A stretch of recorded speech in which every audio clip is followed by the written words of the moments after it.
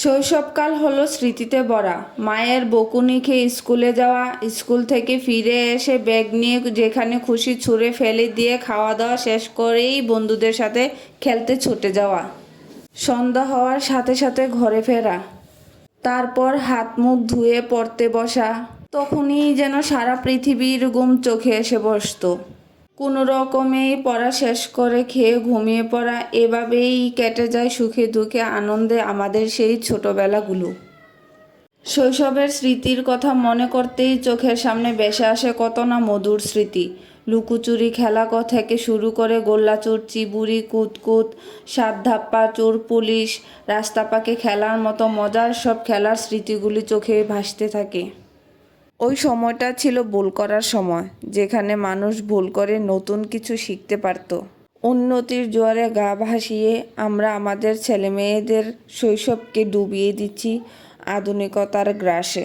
কৈশোর হলো এক দুর্দান্ত বাগান, যা ফুলের মতো শিশুদের শৈশব থেকে উন্নত করে তাদের পূর্বের তুলনায় আরেকটু চালাক ও পরিপক্ক করে তোলে। শৈশবের স্মৃতিকে আঁকড়ে ধরেই বেঁচে থাকে প্রতিটি মানুষের আত্মা। পরিপূর্ণ জীবনে হোক না সে ব্যারিস্টার কিংবা রাষ্ট্রপতি, কিন্তু শৈশবের স্মৃতির কাছে সে একজন ছোট্ট খোকা। ওই সময় আমাদের কাছে সব কিছু নিয়েই কৌতূহল ছিল বেশি।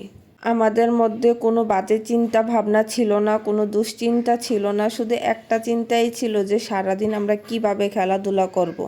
সত্যি বলতে ওই সময়টা ছিল সরলতার সাথে দিন যাপনের প্রকৃত সময়। শৈশব সকলের জীবনের এক গুরুত্বপূর্ণ সময়। জীবনে অনেকগুলো ধাপ পেরিয়ে এসে আমরা বর্তমান অবস্থায় পৌঁছাতে সক্ষম হয়েছি। এখন যদি আমরা ফেলে আসা কোনো সুন্দর সময়ের কথা ভাবি, তাহলে দেখব যে আমাদের জীবনের সবচেয়ে মধুর ও সুন্দর সময় ছিল ওই দিনগুলো। আমাদের শৈশবের আয়োজিত সকল অনুষ্ঠানই আমাদেরকে কিছু না কিছু শিক্ষা দেয়। জীবনের সবচেয়ে ভাগ্যবান বিষয়গুলোর মধ্যে একটি হলো সুন্দর এবং সুখী শৈশবকাল, যা হয়তো সবার জীবনে আসে না, কিন্তু সেই সময়কালের স্মৃতি সবার মনেই থেকে যায়। মানুষ হিসেবে আমরা সকলেই শৈশব থেকে কৈশোরের দিকে এবং পরবর্তীতে যৌবনের দিকে এগিয়ে যাই, কিন্তু আমাদের আবেগ সময়ের সাথে সাথে পিছনে চলে যায়।